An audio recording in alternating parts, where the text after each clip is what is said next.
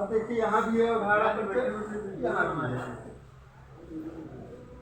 तो यहाँ भी हम वातावरण का निर्माण करेंगे, है ना।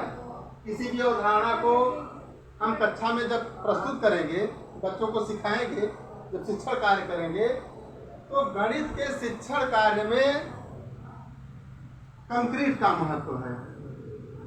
और यहाँ जो कंक्रीट का अर्थ है उसको हम संकुचित न माने कि बहुत थोड़े मिलेगी कंकड़ पत्थर, सिर्फ इतने में सीमित नहीं है। कंक्रीट का यहाँ अर्थ होता है या ठोस वस्तु आ गई, तो आपका जो पूरा टीएलएम है ये इसमें आ जाएगा, इसमें पूरा टीएलएम आ जाएगा, कोई भी ठोस है ना। तो जब पूरा टीएलएम इसमें आ जाएगा, मतलब किसी भी अवधारणा को जब हम स्पष्ट कर रहे हैं, समझा रहे हैं, तो उस अवधारणा को स्पष्ट करने के लिए सबूत की आवश्यकता है, प्रूफ की आवश्यकता है ना। कंक्रीट प्रूफ मतलब ठोस प्रूफ। और अगर ठोस प्रूफ के साथ अगर समझाएंगे तो हमको ज्यादा मेहनत नहीं करनी पड़ेगी, बच्चे बहुत जल्दी समझ में आ जाएगा, है ना। अभी अभी देखिए ये जो कक्षा 5वीं की परीक्षा हुई है, इसमें बहुत सी सवालें जो है बच्चे गलत किए थे। अब जैसे ये परिमाप की सवाल ज्यादातर गलत थे। अब और तो और एक सवाल थी इसमें, डस्टर में कितनी सतह होती है, बहुत सी सवालें गलत थी। यानी शिक्षक सही ढंग से अवधारणा को रख नहीं पाए, बच्चों के सामने वो प्रस्तुत नहीं कर पाए। वही कारण था कि उन्होंने प्रूफ के साथ यानी टीएलएम के साथ उसका प्रदर्शन नहीं हुआ। अगर टीएलएम के साथ प्रस्तुतिकरण किया होता तो बच्चे इस तरह से गलती न करते। तो डस्टर का कैसे असर नहीं हुआ? हाँ, अब देखिए डस्टर आपके सामने है। देखिए हमारे आसपास जो भी वस्तुएं दिख रही हैं, किसी न किसी रूप में वो टीएलएम हो सकती है ना। हम हमेशा ये ध्यान रखें, और टीएलएम हमारा जरूरी आइटम है, जरूरी वस्तु है कि बगैर टीएलएम के अगर हम कक्षा में जो भी पाठ पढ़ाने जा रहे हैं उसमें जरूरी टीएलएम क्या हो सकता है उसको हम तैयार रखें, है ना, एक अपनी जो है पहुंच में रखें और उसको ले करके जाएं। तो जैसे मान लीजिए कि अब टीएलएम के रूप में ये डस्टर आ गया। देखिए डस्टर हमेशा हमारे साथ रहने वाली चीज होती है, और 6 सतह है ना। छोटे से बच्चे जो 10 तक की जो संख्या या गिनती का जिनको ज्ञान होता है, अगर उनको भी रटा दिया जाए तो वो भी रट सकते हैं। अब देखिए डस्टर में 6 सतह होती हैं, 1 2 3 4 5 6। अब बच्चों ने लिखा था 4 सतह, है ना। इसी तरीके से परिमाप की सवाल, अगर हम परिमाप को उसका चित्र बना करके या उसका कोई फ्रेम दे करके उसको पैमाने से स्केल से अगर नाप जोक करके हम इसको सिखाए होते तो बच्चे गलत ना करते। तो इस प्रकार ये बहुत जरूरी है कि टीएलएम का प्रयोग हम प्रत्येक अवधारणा में जो भी विषय जो भी अगर लर्निंग आउटकम हमको चाहिए तो टीएलएम के साथ हमको प्रस्तुतिकरण करना होगा, है ना। अब हमारी मदद के लिए जो ये शिक्षक संदर्शिका आई है, हमको उसकी मदद लेनी है। हमको बनी बनाई पाठ्य योजना मिली है, अब हमको पाठ्य योजना नहीं बनानी है, उसी पाठ्य योजना पर हमको चलना है। पाठ्य योजना उसमें जितने बिंदु होते हैं सभी बिंदु हैं, हमको बाहर से विशेष जोड़ना नहीं है। हमको टेक्स्ट बुक तैयार करके हमको कक्षा में क्या बोलना है, कैसे करना है, वो तैयार करके हमको जाना है।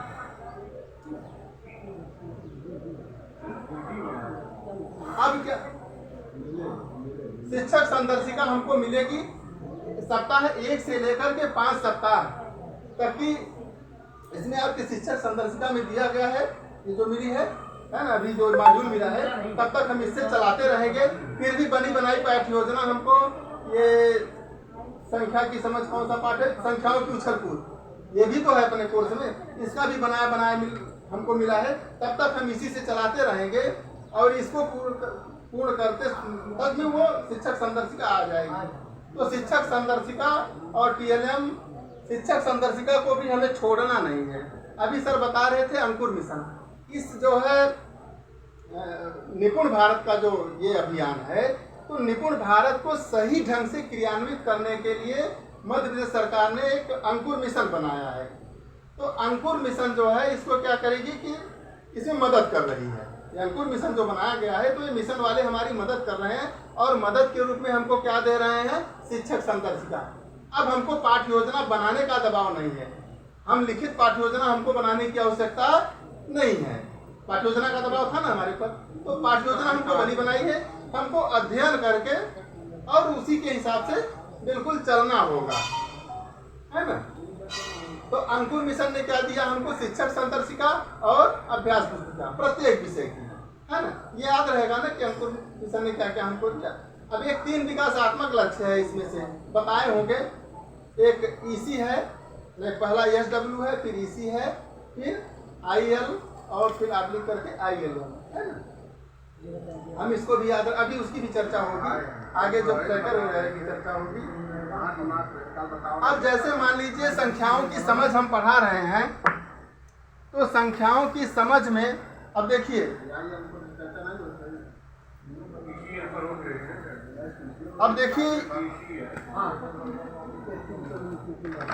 मैं अपने जो है इस फाइल में थोड़ी बहुत TLM लेके आया, ठीक है ना। अब इतने में भी है ना, एक संख्याओं की समझ का ये TLM हमारे पास है ना। इसी प्रकार TLM हमको भी ले जाना है। मैं इसलिए दिखा रहा हूँ कि आप भी प्रेरित होकर के आप भी इस प्रकार काम करें, है ना।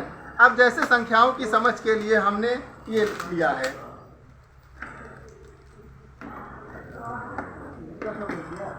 अच्छा हमारा विषय अभी वहाँ पूरा नहीं हुआ है, ध्यान दीजिएगा। अभी वहाँ पे हम कुछ छोड़े हुए हैं, ठीक है सर। अब देखते हैं यहाँ, ये हम क्या बताए, TLM ठोस वस्तुएं, मूर्त, है ना। तो अब यह भी स्पष्ट करना है कि मूर्त क्या है और अमूर्त क्या है। तो ठोस वस्तुएं क्या हो गई हमारी, TLM हो गई, है ना। अब हम चित्रात्मक चित्र के रूप में भी, अब हम चित्र की भी सहायता, वो किताब में भी चित्र दिया होता है, हम सैंपल पर भी बना सकते हैं। तो हम किसकी मदद लेंगे, अवधारणा को किससे साबित करेंगे, TLM, है ना। माने सबूत, ये दोनों क्या है, सबूत है हमारे, ठीक है। सबूत से के साथ हम पेश करेंगे, क्योंकि ये मूर्त और अमूर्त क्या है ना। अब देखिए, ये जो है हम हाथ में जो लिए हैं, ये जो है ये मूर्त है, मतलब आंख से दिख रही है। अगर हमने संख्या कोई लिख दी है, जैसे मान लीजिए कि हमने संख्या यहाँ 25 लिख दिया है। अब ये 25 जो है ये अमूर्त है। अब इसको मूर्त कैसे दिखाते हैं, देखिए, ये आपका जो है ये 10-10 का बंडल है ना, 10 का बंडल 20 हो गया, 2 3 4 और 5।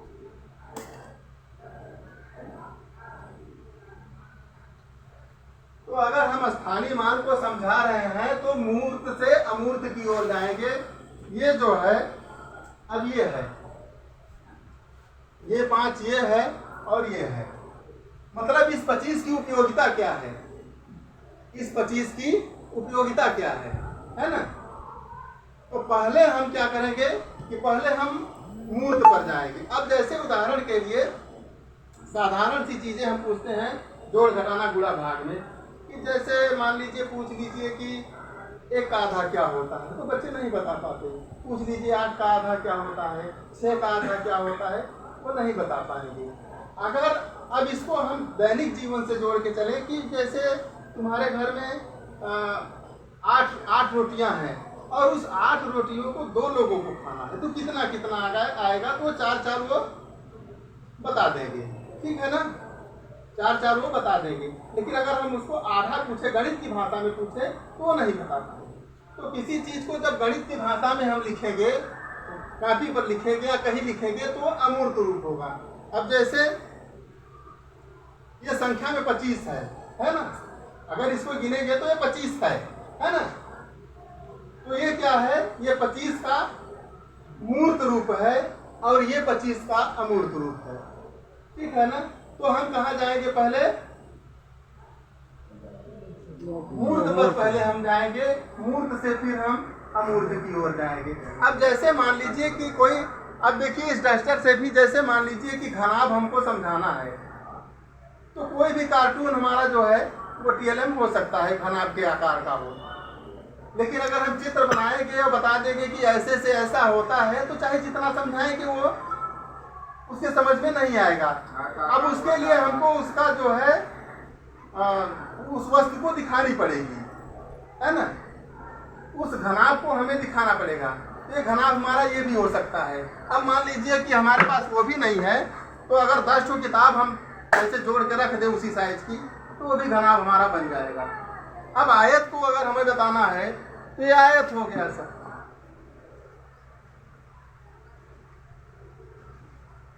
इस प्रकार आयत हो गया। तो हमको जो है टीएलएम के साथ चलना होगा।